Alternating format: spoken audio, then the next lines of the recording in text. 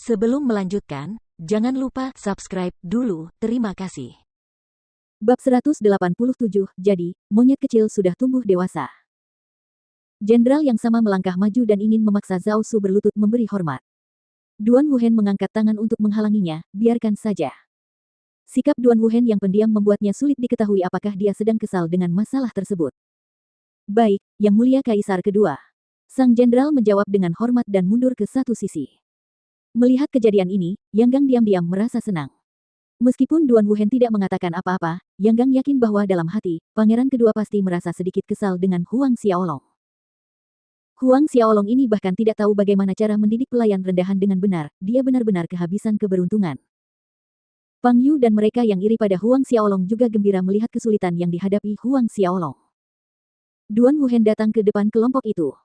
Melihat kerumunan yang hadir, dia tertawa tenang, selamat kepada semua orang di sini karena memenangkan 100 tempat teratas dalam pertempuran kota kekaisaran tahun ini.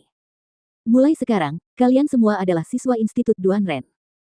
Perkataan Duan Wuhen memancing reaksi yang berbeda-beda dari berbagai orang, tetapi sebagian besar dari para jenius memperlihatkan kegembiraan yang tergambar jelas di wajah mereka.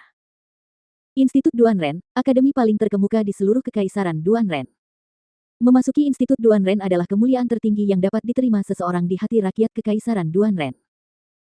Selanjutnya, Duan Wuhen memberi isyarat kepada Cheng Jian untuk mulai membagikan hadiah tanpa membuang waktu lagi pada omong kosong. Pemberian hadiah dibagi menjadi 3 bagian. Bagian pertama untuk angka 11 sampai 100.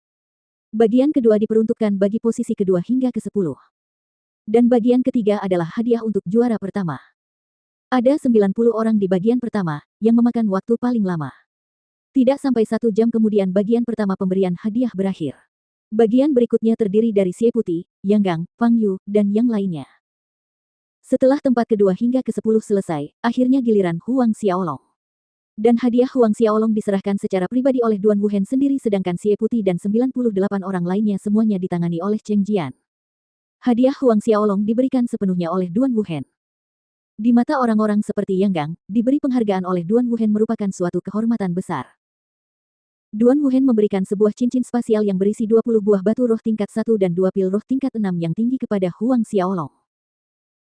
Di kerajaan Luotong, raja mungkin merupakan satu-satunya orang yang memiliki kemampuan untuk memiliki cincin spasial, tetapi di sini, di Kekaisaran Duan Ren, hal itu bukanlah sesuatu yang luar biasa atau langka. Sebagian besar anggota inti keluarga besar di Kekaisaran Duan Ren biasanya memiliki cincin spasial. Ketika Huang Xiaolong menerima cincin spasial yang berisi 20 buah batu roh tingkat 1 dan 2 pil roh 6 tingkat tinggi, Duan Wuhen tersenyum, Huang Xiaolong, aku harap kamu bisa menembus alam suci suatu hari dan menjadi pelindung Kekaisaran Duan Ren. Huang Xiaolong terkejut namun tetap mengangguk. Pelindung Kekaisaran Duan Ren.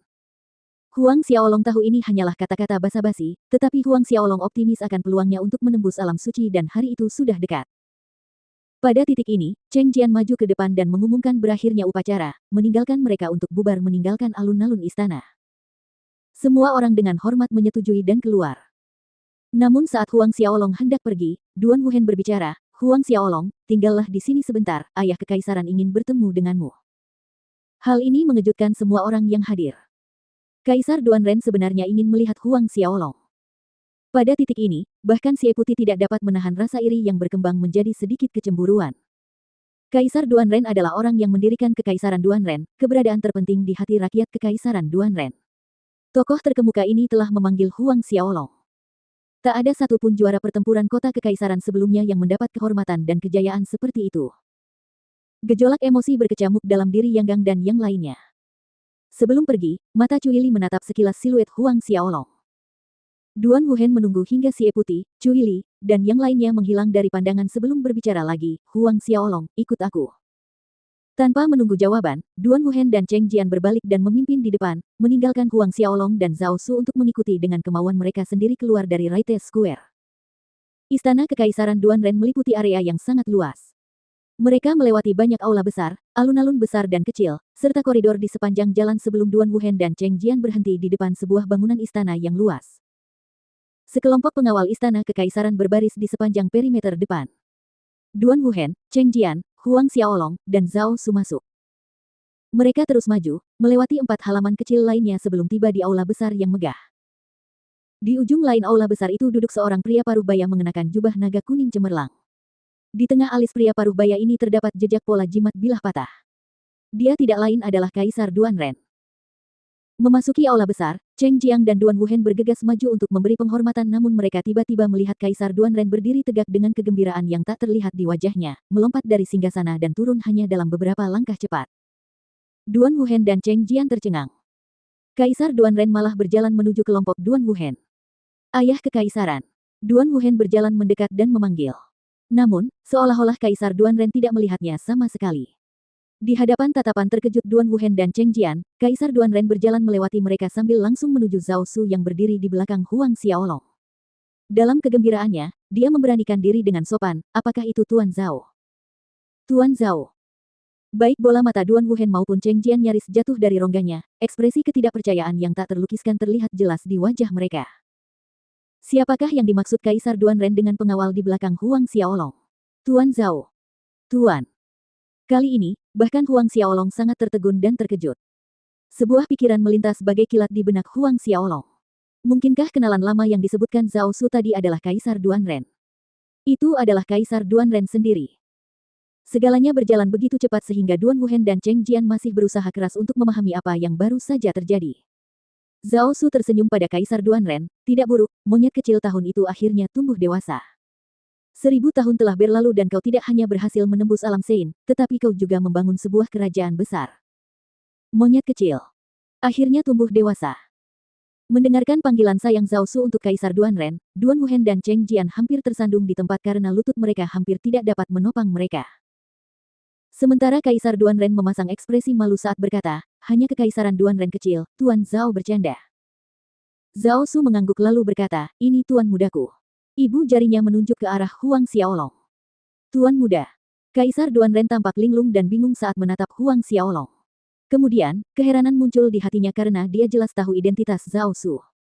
Lebih dari 1000 tahun yang lalu, dan sebelum dia masuk ke alam Sein, Zhao Su sudah menjadi seorang prajurit di alam Sein. Ayah Kekaisaran, ini adalah saudara muda Huang Xiaolong. Pada saat ini, Duan Wuhen dengan cepat melangkah maju. Menekan gelombang keterkejutan di hatinya, dia memberikan pengantar singkat kepada Kaisar Duanren. Cara Duan Wuhen menyebut Huang Xiaolong mengalami peningkatan.